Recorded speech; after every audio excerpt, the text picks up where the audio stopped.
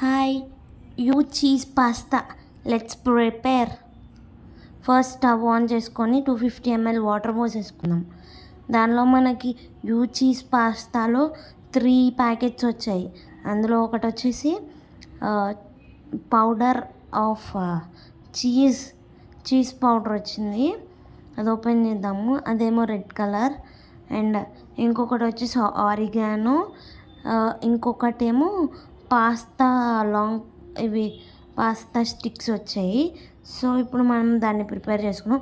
Water అన్నీ boil అయిపోయాక cheese mix ఉంది కదా, పౌడర్ వేసుకొని మిక్స్ చేసుకుందాం ఫస్ట్. దాని తర్వాత పాస్తా కూడా వేసేసి 5 minutes లిడ్ క్లోజ్ చేసేద్దాము.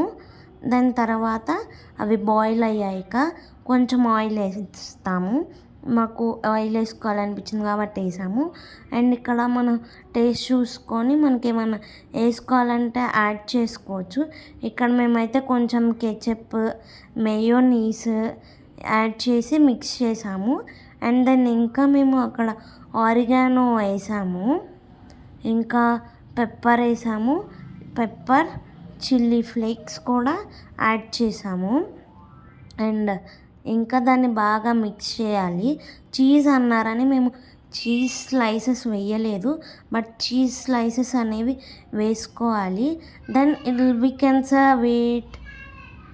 It's tasting time. Let's taste it. Taste okay, బాగుంది. చీజ్ స్లైసెస్ వేసుకోవాలి. ఇది ఒక 2 మెంబర్స్కి టమ్మీ ఫుల్ అయింది. మీరు కూడా చేసుకోండి. బాయ్.